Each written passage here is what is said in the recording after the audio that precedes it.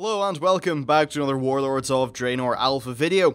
So first of all, this is based off the very first wave of the alpha. I'm not in it yet, but we've got some really cool UI features that have been added, and honestly, these are really going to improve the usability of the game, so yeah, let's just jump into the meat of the video and get going. First of all, what I want to show you is the new quest UI. So, first of all, the map is split into the world, the continent, and the zone. You can see that up at the top. That's nice, actually. I think that's a pretty cool way of doing it. And they've also just revamped the actual in-map quest log. It looks a lot more clear now. And another very cool thing is that the markers on your map seem to be a lot better, and they seem to denote more things, which is definitely pretty cool.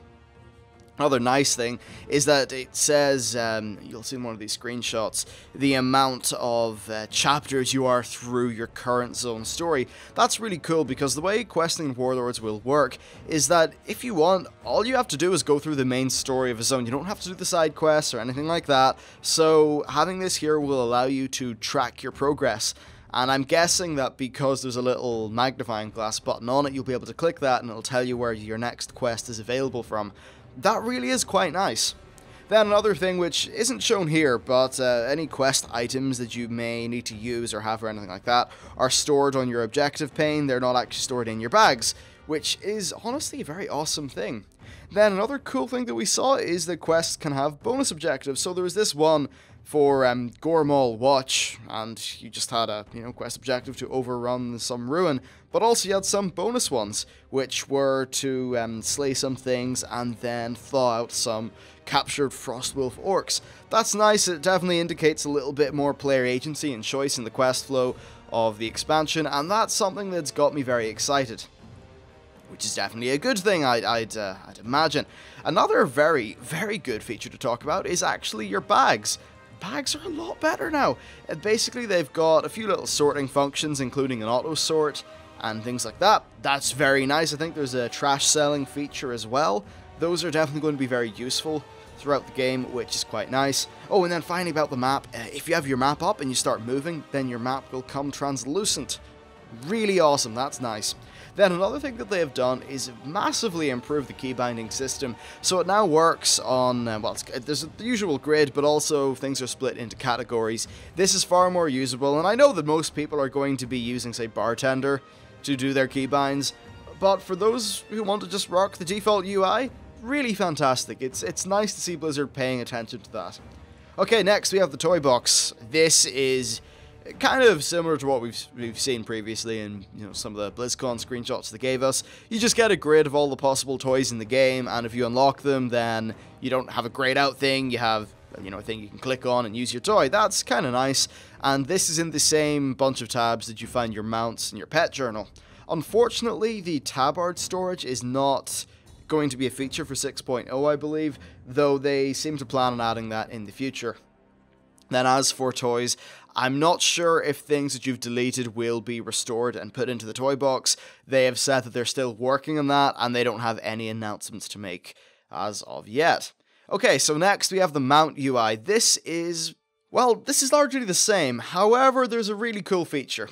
So you can right-click on a mount and then set it as your favorite. What does that do? Well, it basically adds that to the pool of mounts that could be summoned via a new button that they've added, which is called Summon Random Favorite Mount. I'd imagine that you'd be able to just drag this button onto your bars at some point, and yeah, it's a random mount function, so there's no more complex macros or anything to get that functionality. It's just going to do that, which honestly is very nice. It's pretty cool having a multitude of mounts that you can just sort of randomly get. So yeah, I'm happy about that. It's good. Okay, so another thing that they've sort of fixed up is add-ons. There's basically an add-on control panel which allows you to manage your in-game add-ons without having to log out. That is, of course, pretty nice. I suppose it's a good quality of life feature for those of us who use add-ons, which is basically the vast majority of us. So that's good.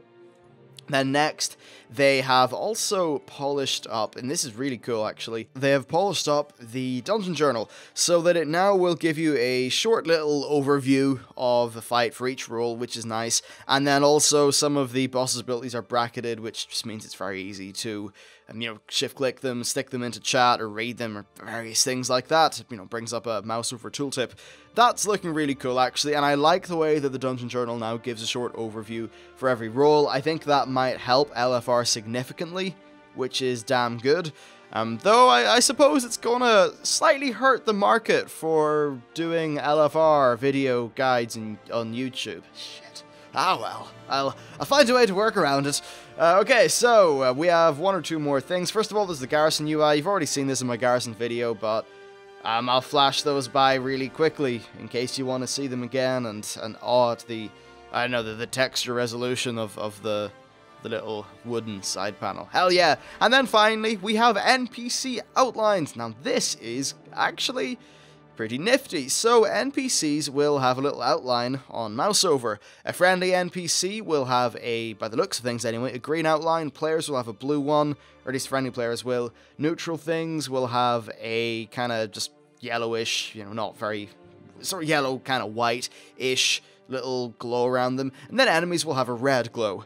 This is pretty nice. I think that honestly it definitely looks more, I don't know if visceral is the word, but I think it's nice if when you target over something that the game actually gives you a nice strong feedback to that, which is, you know, it's good. Hopefully it'll just make the game feel a little bit better, and hell, if you've got a whole bunch of targets selected, I think it's going to be far easier to differentiate between the one that's highlighted or not, or outlined than highlighted. Because right now, it just highlights a mob, it's a little bit brighter, and that's not always easy to see if you've got a pack of 5 or 6 mobs.